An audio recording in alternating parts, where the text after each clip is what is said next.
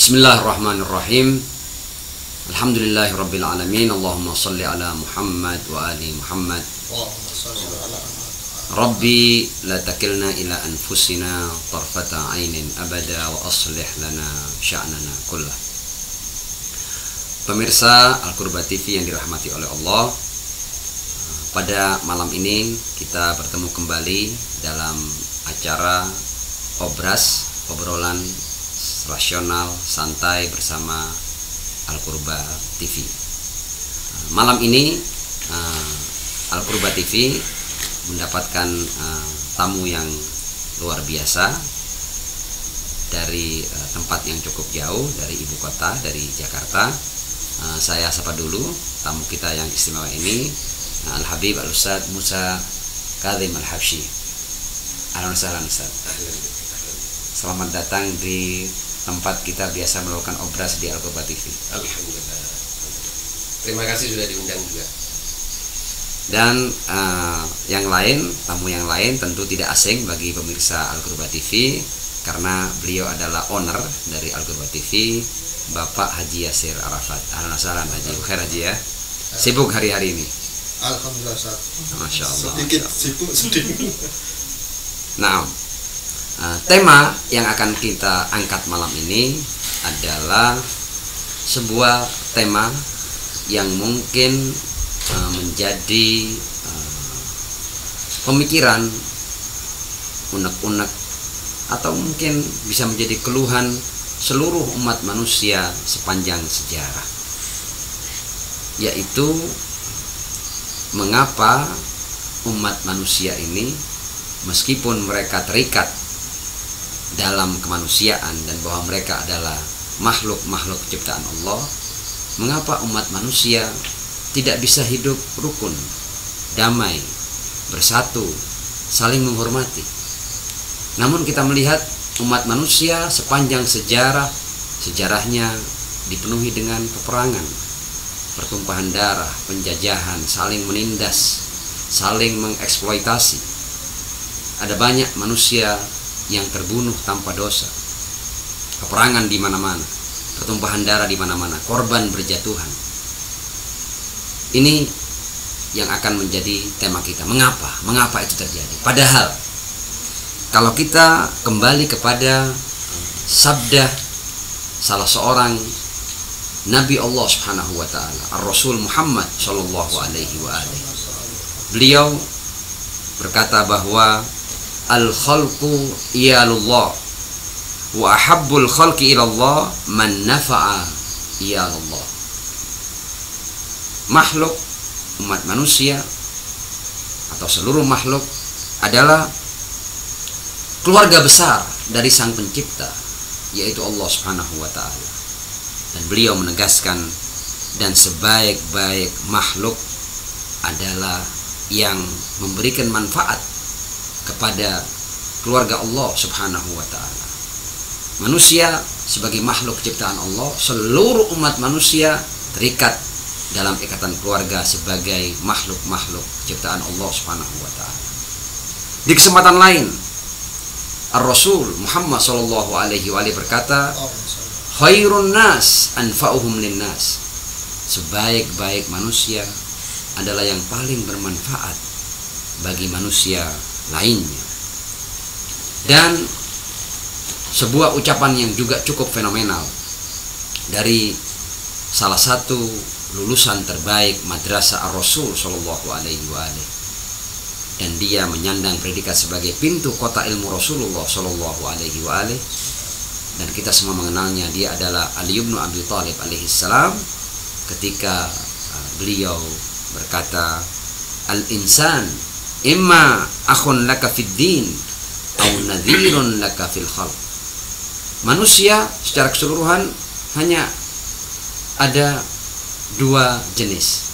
Apakah dia saudaramu seagama atau saudaramu sesama makhluk ciptaan Allah Subhanahu wa taala.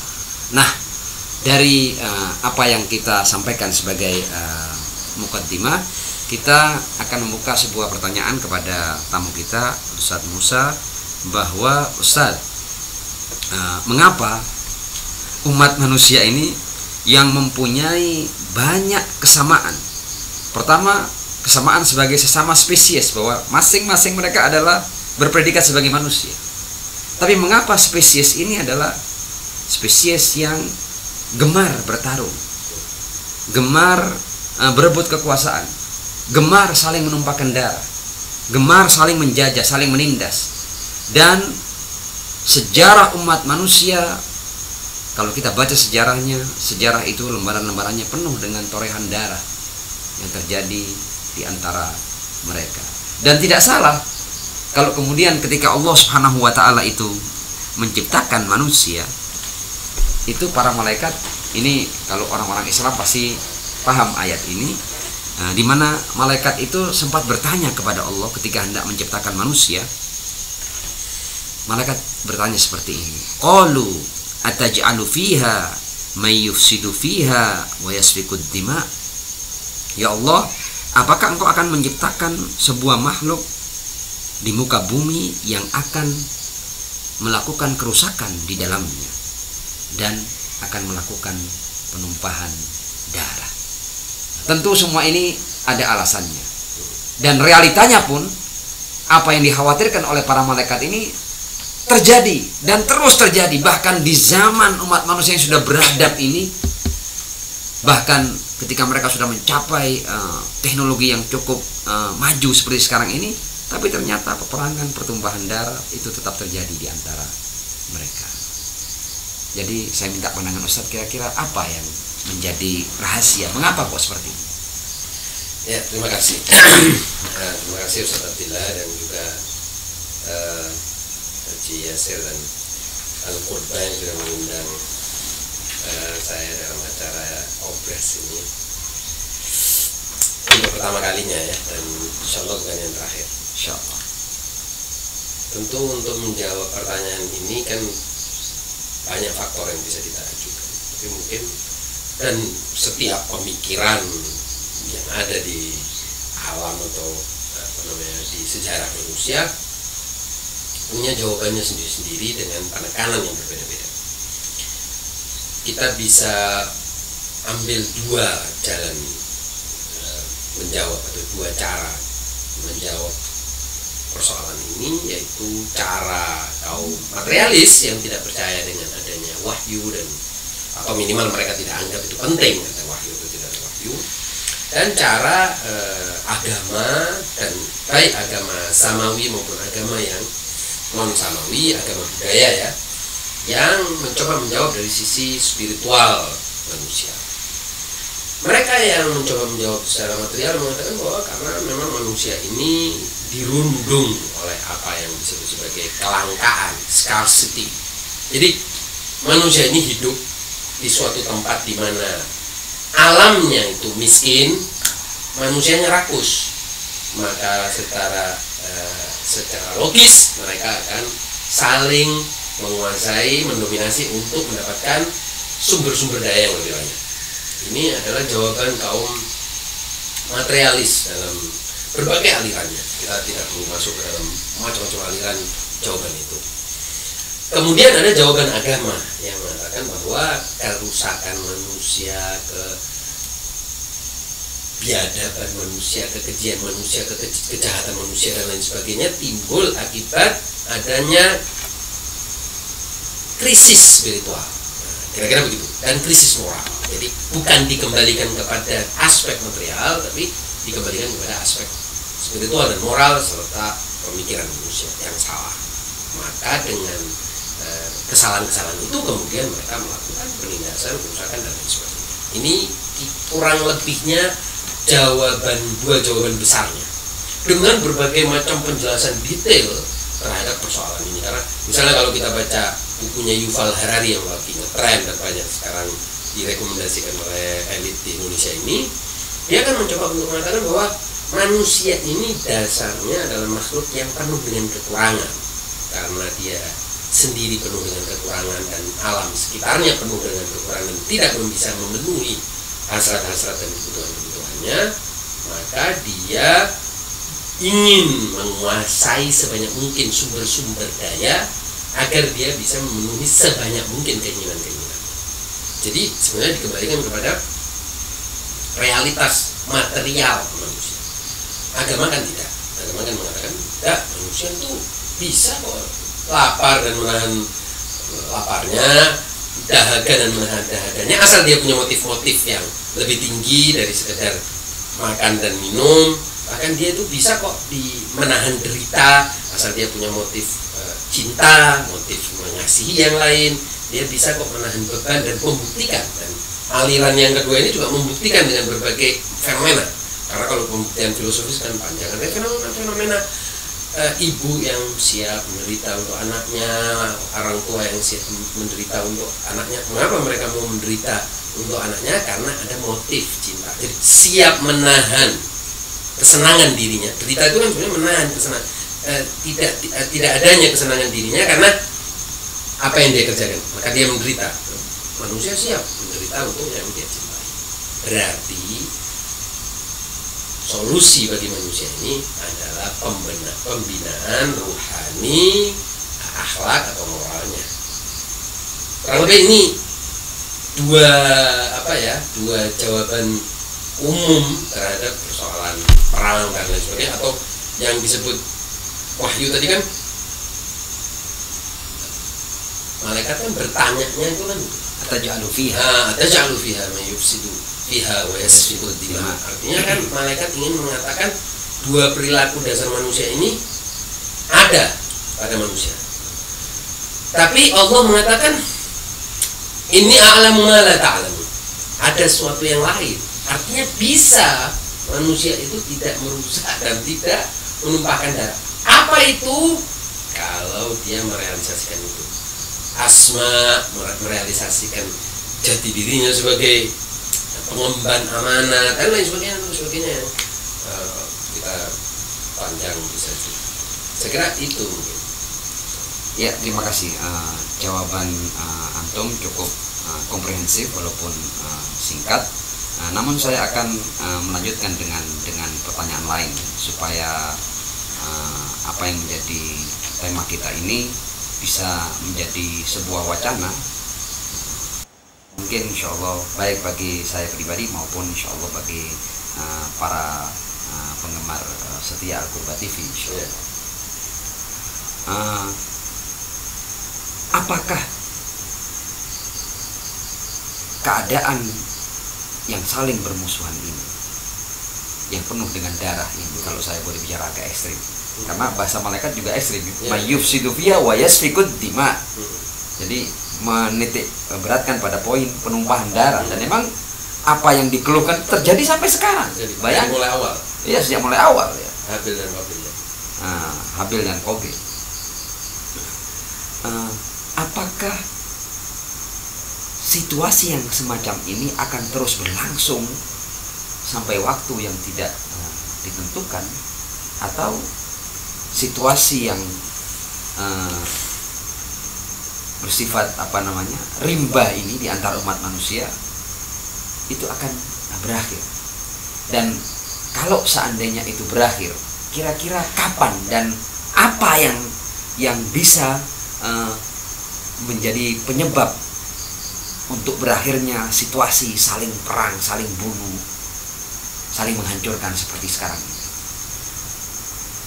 Lagi-lagi ada dua solusi yang ditawarkan. Ini dua aliran besar ini masing-masing menawarkan solusinya.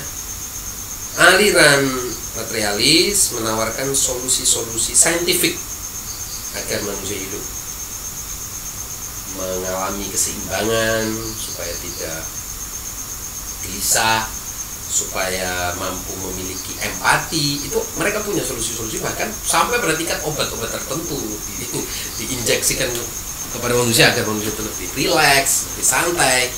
Dan juga ada serangkaian penelitiannya. Mereka juga punya basisnya ya dalam mengajukan itu. Seperti misalnya kalau kita bicara secara sederhana, misalnya ya, sekarang ini mengalami COVID ini ya, kita mengalami wabah ini, sains mengajukan solusi, agama juga punya solusi. Tapi kan solusi agama itu tidak menentang solusi sains, kan nikmatnya agama itu dia inklusif terhadap solusi yang lain. Sains justru sebagian, atau katakanlah sebagian saintis, sebagian ilmuwan, dia tidak menerima solusi agama. Dianggap solusi agama ini kuno, tidak berlaku lagi, penuh dengan khurafat, khayalan, dan lebih sebagai doktrin dan dogma. Tidak semua saintis, lagi-lagi sebagian saintis, mungkin sebagian besar saya tidak tahu, tapi kebanyakan yang kita baca itu sains itu tidak mengasumsikan bahwa agama itu punya solusi. Jadi tidak bicara lah minimal itu. Jadi mereka tidak tahu atau mengabaikan dan sebagainya. Nah, dua solusi, jadi dua aliran ini memberikan solusi bagaimana tercapainya kedamaian, hilangnya pertumpahan darah dan lain sebagainya pada masyarakat manusia ini. Seperti tadi saya bilang, sains punya serangkaian solusi. Misalnya mereka mengatakan bahwa manusia itu harus hidup sehat, harus hidup seimbang, komposisi tubuhnya ini harus ABCDE supaya dia tidak ada yang reaksi kimia yang berlebihan sehingga marah dan lain sebagainya. Dan penelitiannya cukup banyak, dan terakhir kemudian juga mereka punya modul-modul bagaimana meningkatkan kecerdasan emosional supaya orang itu santai, tenang. Kemudian bagaimana orang itu punya latihan-latihan tertentu agar rileks, ada namanya itu relaksasi, meditasi, olahraga tertentu dan lain sebagainya. Ini diharapkan dengan solusi itu, dan kalau itu terjadi juga beriringan dengan cara konsumsi manusia dan juga alam yang mendukung, artinya tidak ada polusi dan lain sebagainya, manusia akan hidup damai seperti umumnya binatang lain. Karena binatang lain kan tidak. Binatang lain kan saling memakan dan itu cuma sekedar untuk makan hari itu, bukan merencanakan perang selama-lamanya kan, gitu kan, tidak. Ya. Tidak ada perang antar binatang, nggak ada. Dan tidak ada permusuhan. Sekiranya mereka memakan karena terpaksa lapar dan sebagainya. Kalau manusia kan enggak, membangun permusuhan, bahkan membangun ideologi untuk memusuhi yang lain dan membangun ilusi tentang kebencian kepada yang lain, dan membangun apa yang disebut sebagai rasisme dan seterusnya kita sudah tahu. Lalu solusi agama mengatakan tidak cukup solusi yang dari sains ini tadi, meskipun tidak sepenuhnya salah dan tidak sepenuhnya bisa dibuang, tapi tidak cukup. Karena manusia bagi aliran yang kedua ini tidak hanya terdiri dari dimensi fisik dan biologis, tapi ada dimensi lainnya, yaitu dimensi rohaninya. Yang kalau dimensi rohaninya tidak diperbaiki dan dibina dan dikembangkan dan disempurnakan, dia justru akan menjadi penyebab kerusakan manusia yang lebih parah. Karena di situ ada penyakit hati dan segala rupa dekadensi moral dan lain sebagainya. Sementara sebaliknya kalau diperbaiki, diperhalus, dibina, dididik, dia akan menjadi manusia yang luar biasa. Lebih daripada sekedar binatang. Kan kita katakan binatang hidupnya gak ada peperangan, masa manusia ada peperangan? Agama mengatakan enggak, lebih daripada binatang, bisa lebih hebat. Kal an'ami bal hum adall. Yang sekarang, maksudnya yang terjadi kan manusia ini seperti binatang atau lebih sesat kan gitu. Tapi agama mengatakan enggak, manusia bisa lebih hebat daripada binatang. Sementara solusi sains ini kan hanya memberikan manusia kesempatan hidup seperti binatang, tidak membunuh dan perang terus-menerus, dan tidak membangun kebencian. Nah, ini menurut saya sama-sama ada tawaran. Jadi kalau tawaran teorinya dua-duanya ada, tapi di tataran praktek, nah persoalan jadi beda sama sekali.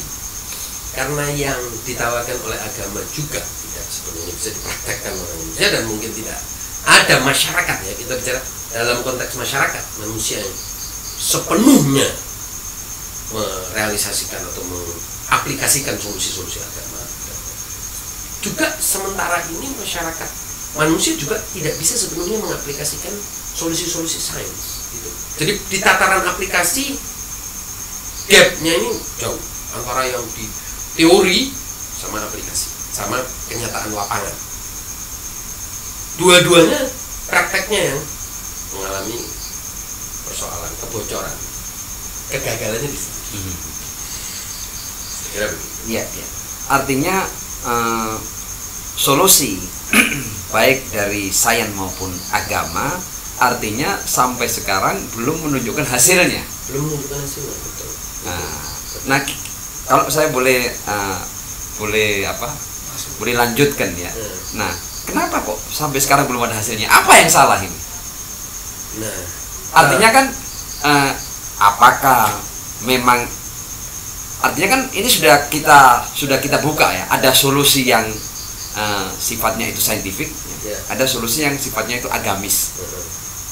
Tapi apakah dua-duanya ini salah sehingga kemudian tidak ada hasilnya? Atau kalau salah satunya benar dan salah satunya salah, harusnya kan salah satu menunjukkan keberhasilannya. Tapi ternyata ini pada kenyataannya dua-duanya tidak berhasil, perang terus. Betul. Itu bahkan kalau kita mau jujur, itu yang perang bukan hanya yang tidak menerima agama atau tidak menjadikan agama sebagai sesuatu yang penting, bahkan di antara pemeluk agama juga, bahkan bukan antar agama, di antara satu pemeluk agama juga terjadi peperangan. Kita kan sering dengar kan adanya perang saudara di antara satu umat beragama. Nah, ini apa yang salah? Ya ini justru poinnya gitu. Manusia ini ternyata tidak cukup diberikan solusi teorinya, ya. Sama seperti kalau kita ke dokter, mungkin dokter memberikan kita resep dan serangkaian praktik yang harus kita kerjakan. Atau resep itu mungkin ada resep yang berupa obat, ada resep yang berupa perilaku, ya. Kalau kita tidak bisa jalankan, berarti resep itu tidak bisa kita buktikan benar salahnya di lapangan, di dalam praktek. Karena kita sendiri tidak bisa menjalankan sepenuhnya. Nah, ini persoalan manusianya sendiri. Persoalan pada kehendak, tekad manusia dan berbagai problem manusia itu sendiri. Jadi di dalam karakter manusia itu ada kemalasan, mungkin ada kelemahan dalam kehendak, tekad, dan juga keterburu-buruan, macam-macam, tidak ada hilangnya kesabaran. Tapi kenyataan, jadi Ustaz Abdillah, kalau kita lihat kenyataannya bahwa bahkan ada upaya untuk solusi itu tidak bisa dipraktekkan, baik solusi sains maupun solusi agama. Jadi sama-sama bertempur, jangan sampai ada solusi yang bisa dipraktekkan. Jadi sama-sama saling membangun kendala bagi yang lain agar dapat agar supaya tidak terrealisasi. Nah, ini juga pertarungan yang terjadi. Jadi ini yang disebut perang ideologi, ya, atau dalam istilah sekarang disebut sebagai perang lunak. Agar solusi teori Anda tidak bisa terbukti di lapangan. Karena kalau terbukti jangan-jangan orang ikut. Oleh sebab itu nggak boleh dibukti. Bagaimanapun caranya, solusi itu jangan sampai berhasil. Dan ini pertarungan yang lebih luas. Tadi Anda bicara tentang pertempuran, pertumpahan darah dan sebagainya.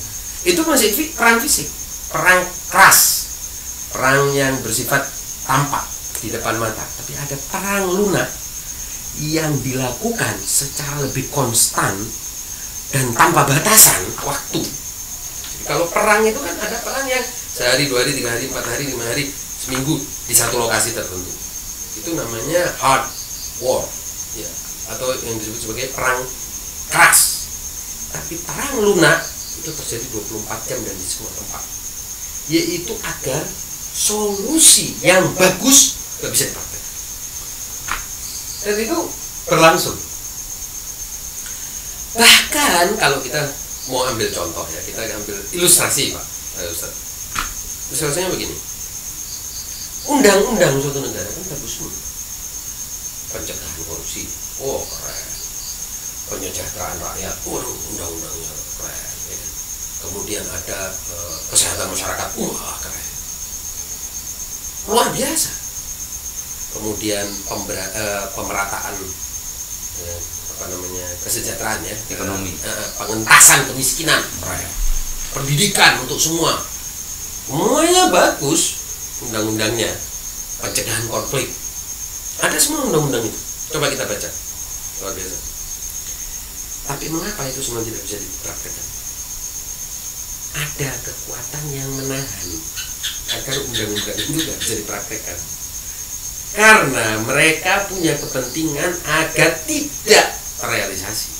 Karena kalau orang pada sehat, mungkin industri farmasi ya jalan, turun, dan murah.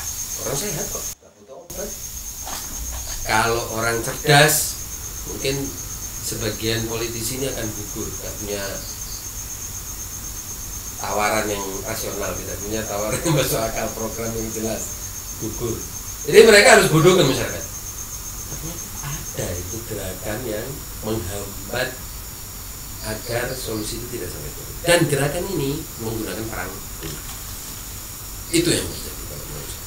Jadi ada kekuatan yang melancarkan perang lunak agar solusi itu nggak pernah bisa dipraktekkan. Oke. Ini kan kenyataan yang antum paparkan. Ini kan akhirnya membuat kita sebagai bagian dari umat manusia ini kan akhirnya kita agak khawatir dan boleh jadi kita gelisah, cemas, takut karena ini berlangsung sudah sejak Adam ya, sejak awal sejarah umat manusia. Nah, kira-kira akan berakhir nggak? Lagi-lagi ini tadi saya bilang ada dua jawaban terhadap persoalan ini. Mungkin jawaban saintifik saya bisa jelaskan, tapi jawaban agama kan bilang begini: setiap manusia itu bertanggung jawab untuk dirinya sendiri.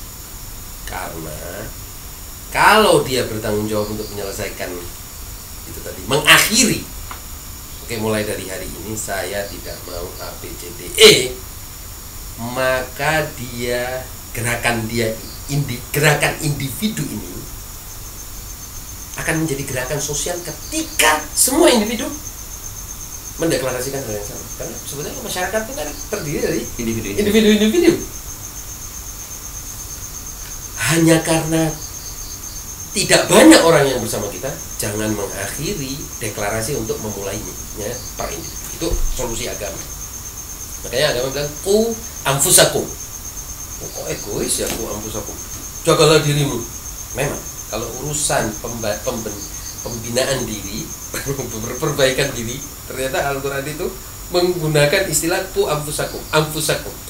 Mulai dari dirimu sendiri. Aneh. Kok egois? Memang kalau tidak egois tidak ada gerakan sosial. Karena kalau orang saya nunggu ustadz dulu lah yang bisa bagus baru saya mau bagus. Saya nunggu dia sholat khusyuk supaya saya bisa sholat. Itu tidak akan ada itu. Karena menunggu kembali kepada cerita ketika raja menyuruh semua orang membawa madu untuk sumur. Semua orang berpikir yang lain bawa madu, saya bawa air. Akhirnya seluruh orang ternyata bawa air. Itu ada ceritakan hikayat seperti itu. Intinya orang tidak bisa menghendaki sebuah gerakan individual itu menjadi gerakan bersama kalau dia sendiri tidak memulai. Ternyata di situ problem kebanyakan orang. Jadi dia nunggu orang lain. Jadi misalnya kita katakan, bisa nggak manusia itu mengakhiri pertempuran kerusakan? Bisa, sangat bisa. Hari ini bisa, per detik ini bisa. Kalau semua orang punya tekad yang sama, ya bisa berhenti. Kan begitu. Harusnya sederhana kan? Harusnya sederhana. Jangan nunggu orang lain dulu. Jadi misalnya kalau seluruh pemirsa ini bilang, oke, mulai hari ini saya tidak mau memprovokasi orang, tidak mau membenci orang, tidak mau menghasut orang, berarti sekian orang akan selesai dengan masalah itu. Tapi kalau kita dia menghasut saya, jadi saya, wah ini karena manusia kan itu kan ada istilah kejahatan itu menular seperti kebaikan menular. Tapi siapa yang mau menulari? Ya pasti ada yang memulai. Yang memulai ini siapa? Diri kita, karena kita kan tidak bisa memaksa orang lain. Bahkan Rasul kan ketika tadi ayat yang kita bacakan, "Wa anta alaihim bimusaitir," kan gitu. Bahkan kepada Nabi pun Allah bilang, kamu nggak usah mikir, kamu bukan penguasanya orang lain. Alaihim ma anta alaihim bimusaitir. Kamu tidak bisa menguasai orang lain. Innama anta mudzakir. Hanya pengingat. Ingat aja. Kamu mulai dulu dah mengingatkan. Adapun orang mau berubah atau enggak, yang lain. Menurut saya ini yang paling simpel sebetulnya. Dimulai dari diri sendiri. Jadi ini kelihatannya simpel, tapi ini sebetulnya sudah ribuan tahun diulang-ulang oleh oleh para nabi, rasul, ahli hikmah, ahli akhlak semua, tapi tetap kenyataannya kesadaran kolektif orang yang lemah, yang merasa bahwa kalau saya yang memulai, saya nanti yang ditindas. Kalau saya tidak membenci, saya nanti jadi korban kebencian.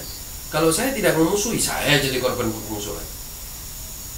Ini kalau ini manusia masih punya kesadaran begitu, ya tidak akan berakhir. Tapi Ustaz, Ya, setiap orang itu akan mengklaim dirinya benar untuk memulai atau mengawali suatu masalah terus mengakibatkan peperangan itu karena mengklaim dirinya membela yang benar. yang benar atau dia merasa benar untuk membela itu. Oke, masalah itu. Nah, berarti kan pembelaannya dia ubah, pembelaan yang tanpa kekerasan, pembelaan kepada kebenaran tanpa permusuhan, tanpa peperangan. Ini kembali kepada apa yang kita lihat dari sejarah Nabi. Nabi Rasul yang paling mulia kan juga dimusuhi oleh kaumnya di Mekah. Tapi apakah Nabi mengobarkan pertempuran, peperangan di Mekah, mengakibatkan pertumpahan darah di Mekah bersama dengan saudara-saudaranya, misalnya Bani Hashim, ayo kita lawan ini Bani Umayyah, ini perang di situ. Ya. Nabi berhijrah untuk mengakhiri permusuhan di kota Mekah kan? Dan apa potensi pertumpahan darah, ya, menghindar, keluar dari rumahnya. Hijrah kan artinya keluar dari rumahnya, keluar dari tempat tinggal, pergi ke tempat lain. Nah, ketika di tempat lain pun dia dimusuhi, ini sudah lain ceritanya, sudah tidak bisa dihindari berarti. Karena kalau dia di Madinah pun tidak bertahan, dia hijrah misalnya lah waktu itu misalnya mungkin nggak ada Palestina misalnya, ya nanti di Palestina jadi diperangi lagi. Jadi sekali mulailah dulu dengan hijrah dari permusuhan, Semacam mengalah. sekali-kali lah, bahwa Anda ini kemudian nanti orang itu akan memerangi Anda juga. Tapi minimal Anda sudah pernah mempraktekkan sesuatu yang disebut sebagai cara damai, kan gitu. Karena kan tujuannya membela kebenaran. Kenapa harus pakai kekerasan? Kenapa harus pakai pertumpahan darah? Coba hindari dulu. Nah, ternyata justru kebanyakan orang bukan begitu. Memulai dengan mengalahkan yang lain, justru bukan mengalahkan. Bahkan ketika mereka mengklaim bahwa mereka membawa kebenaran, banyak orang tidak mencontoh Nabi. Nabi ketika membawa kebenaran, Nabi berusaha menyampaikannya dengan cara yang damai. Bahkan ketika berusaha untuk diperangi, Nabi mengawali dengan mengalah dulu. Baru kemudian setelah berpindah ke tempat lain, itu sudah merupakan perang yang dipaksakan kepada beliau. Iya. Ini kan artinya ironis, ya. Jadi ada istilah la takun malakian aktsar minal malik. Ada orang yang ingin membawa risalah Rasul Muhammad SAW lebih daripada Rasul itu sendiri. Padahal Allah berkali-kali sudah bilang pada Rasul, ma anzalna 'alaikal qur'ana litashqa. Quran bukan turun untuk menyengsarakan. Makanya Nabi kan tadinya semua orang menerima, semua orang mengikuti, semua orang menjalankan. Jangan sampai begitu, cuma sampaikan. Wa ma 'alaika illal balagh. Anda sampaikan aja. Ternyata kita sekarang menyaksikan orang yang wahyu tidak turun untuk mereka, risalah ini tidak turun untuk mereka, kitab suci ini tidak turun untuk mereka, walau mereka itu terima apa-apa, siapa, dan tidak pernah ada satu mandat khusus buat mereka hatta untuk berdakwah, tapi mau lebih dari Nabi dalam menerapkan agama. Wah, ini jelas bukan ajaran Rasul. Ini jelas sudah melampaui, bahkan ini Ini ajaran setan, karena setan kan itu salah satu fungsinya setan dalam Al-Quran, yuqi'u bainahumul adawah, menciptakan permusuhan. Jadi apa ya? Innama yuridu syaitan yuqi'a bainakumul adawata wal baghdha. Yuqi'a bainakumul adawah wal baghdha. Jadi permusuhan dan kebencian. Ini justru risalah Rasul yang dimulai dengan hijrah itu tadi justru dipakai untuk menggempur, meneror, melecehkan yang lain. Sama sekali tidak ada hubungannya berarti ini dengan risalah yang suci itu. Jadi dari ayat tadi jelas sekali bahwa meski seseorang itu mendapat mandat dari Tuhan untuk menyampaikan kebenaran, maka kebenaran ini tidak bisa disampaikan dengan cara-cara syaitani. Yang Al-Quran mengatakan bahwa cara syaitan itu innama yuridu syaitan ayyuqi'a bainakumul adawata wal baghdha. Kebenaran tidak mungkin disampaikan dengan cara setan, itu dengan cara permusuhan dan kebencian. Sebagian orang ini, mohon maaf, ini kan sebagian menjadi sama seperti katanya Imam Khomeini, banyak orang beribadah mengira itu ibadahnya untuk Allah, padahal itu ibadah dirinya sendiri. Menarik ini. Coba antum menjelaskan lebih dalam, Ustaz. Karena jadi dalam adab al-ma'nawi al-shalah Imam Khomeini di bab pertama dia mengatakan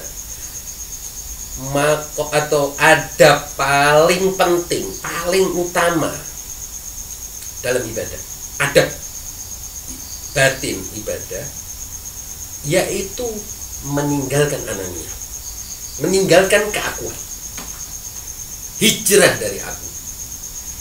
Karena aku, egomu ini adalah hijab yang paling tebal antara dirimu dengan Allah Subhanahu wa Ta'ala.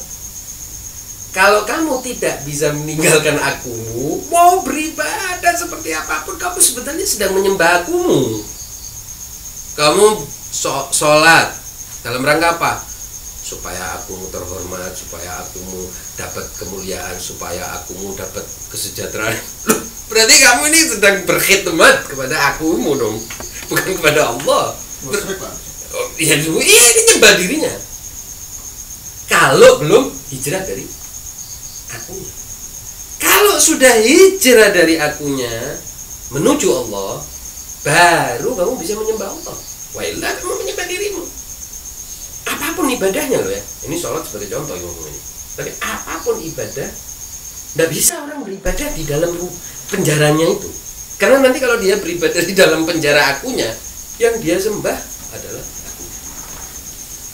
Nah, ini solusi spiritual. Maksudnya ini solusi yang lebih radikal bagi orang untuk keluar dari akunya dulu. Setelah dia keluar dari akunya, baru terbuka cakrawala kebaikan itu buat dia. Kebenaran, kesempurnaan. Oh, dakwah itu begini. Bukan dakwah dalam rangka mengukuhkan dominasi terhadap orang lain loh. Dakwah siapa? Dakwahmu ini, dakwah nafsumu kan gitu. Saya kira ini sudah solusi yang paling masuk akal dan hakiki. Karena solusi yang lain ini kan sebenarnya puter-puter cuman di dalam lip service kan. Solusi yang paling hakiki adalah dia keluar dulu dari selfness, dari ananinya. Tanpa itu dia sebenarnya sedang menyembah dirinya, dia mempertuhan dirinya. Kalau sudah dia mempertuhan dirinya, dia ingin semua orang lain khidmat untuk dia. Apakah khidmat itu dengan cara menghormatinya, memberinya, tunduk padanya, taat padanya. Lama-lama ya Fir'aun sebetulnya. Dan terakhir nanti dia secara terus terang dia mengatakan, kamu harus taat sama aku dan menyembahku. Kan itu apa, ana rabbukumul a'la kan. Ini kan problem manusia. Betul. Jadi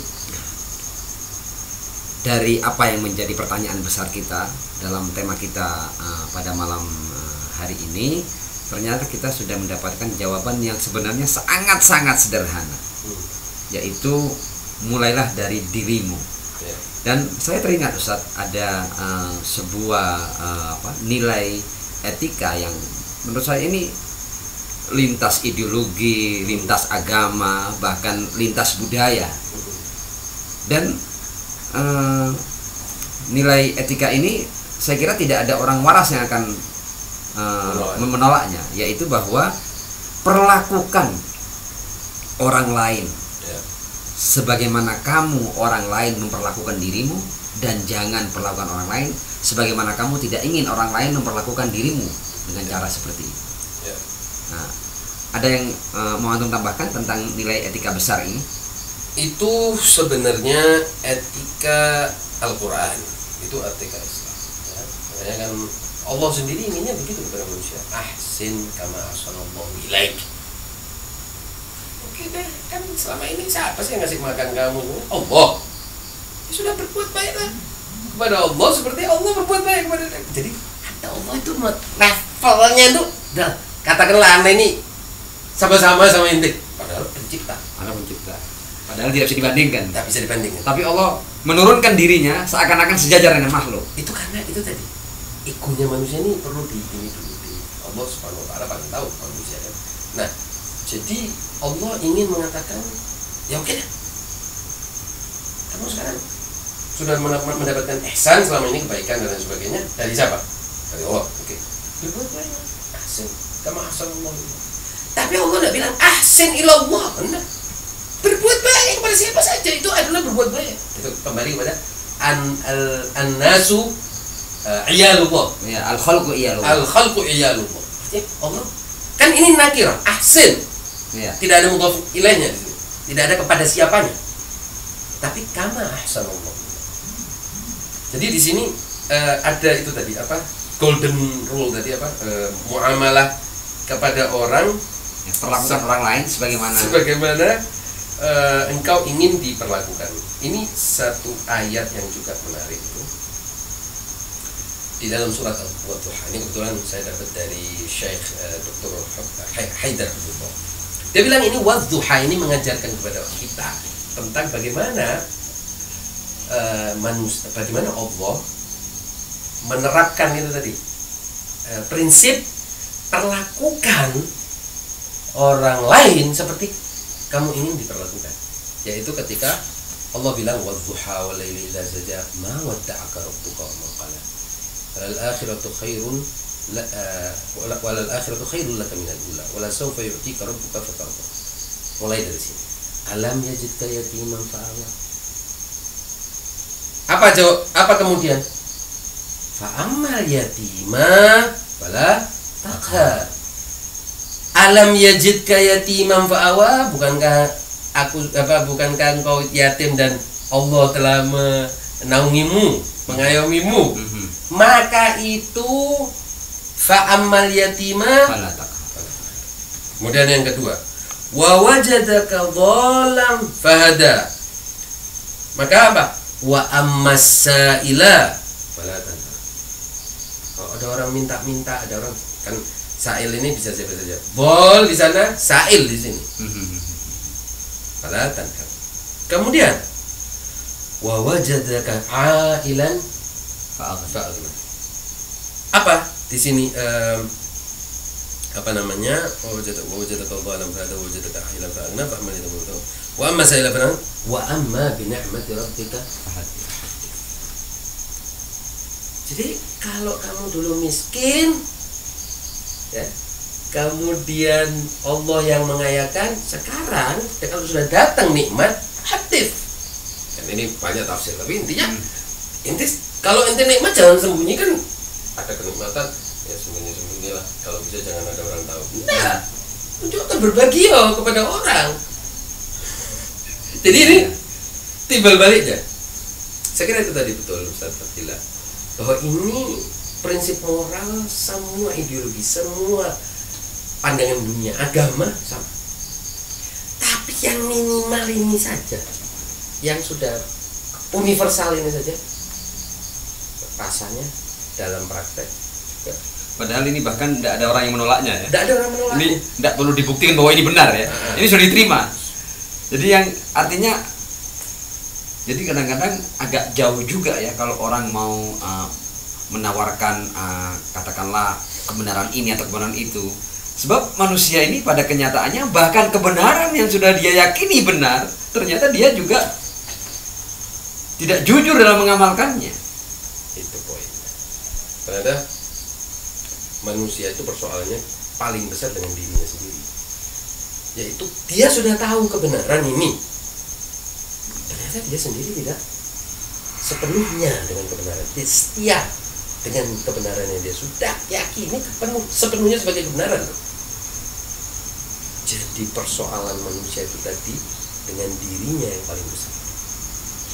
Dan kalau itu benar, riwayat yang mengatakan bahwa ada aduwik adalah nafsu.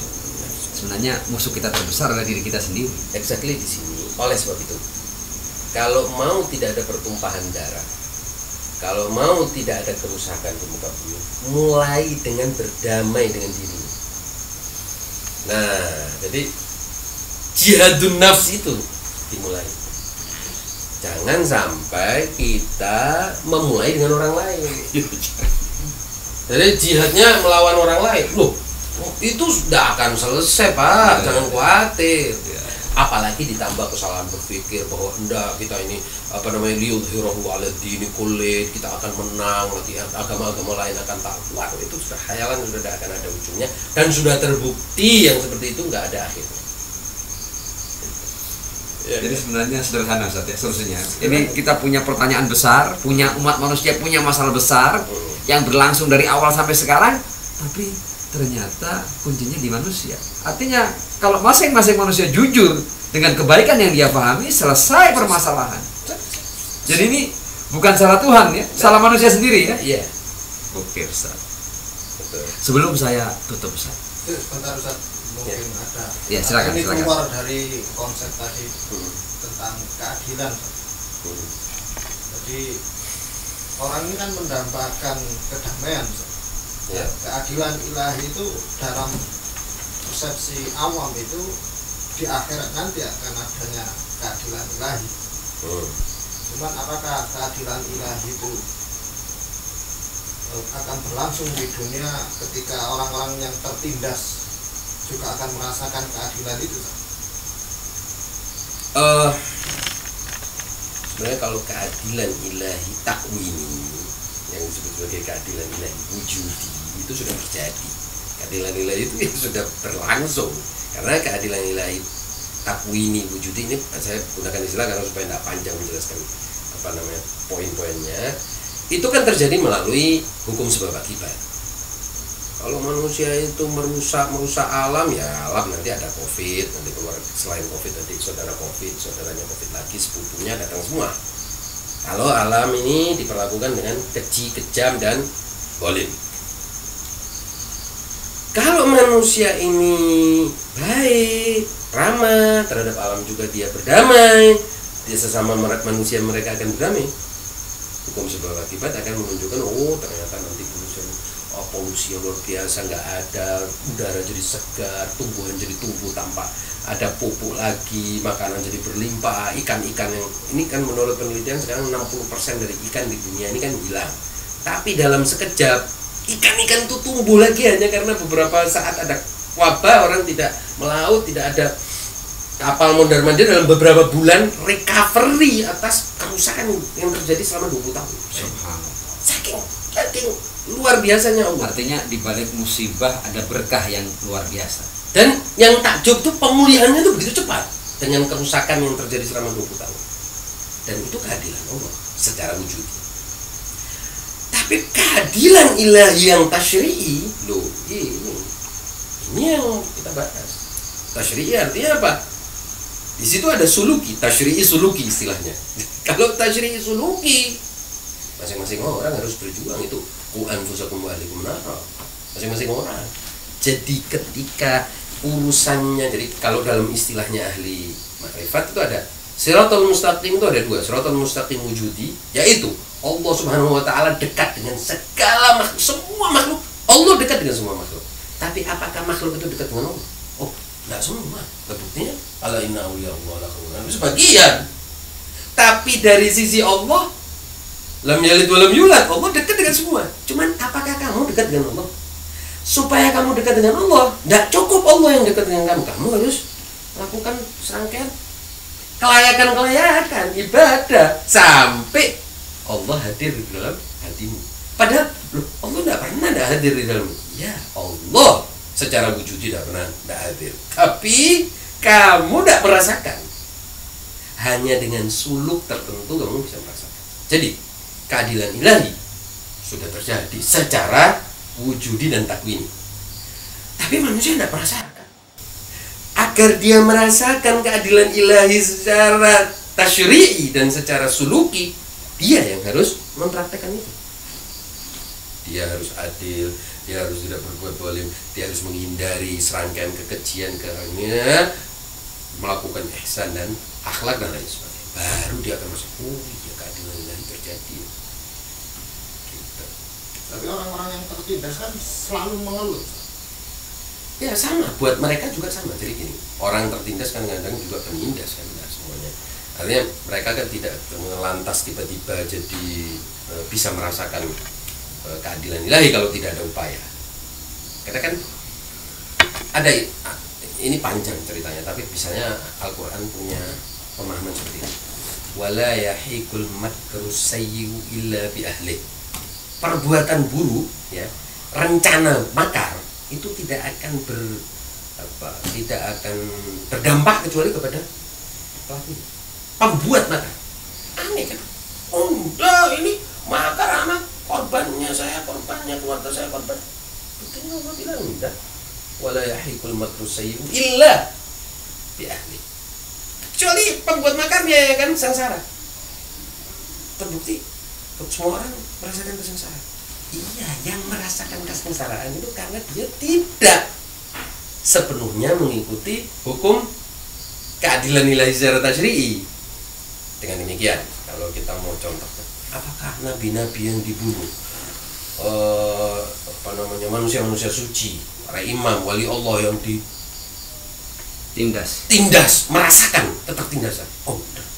Mereka merasakan kebahagiaan. Sebagai bukti, Sayyidah Zainab di saat sudah tidak mungkin orang berpikir tentang kesenangan di situ, keindahan, tidak mungkin berpikir sedikit pun adanya keindahan.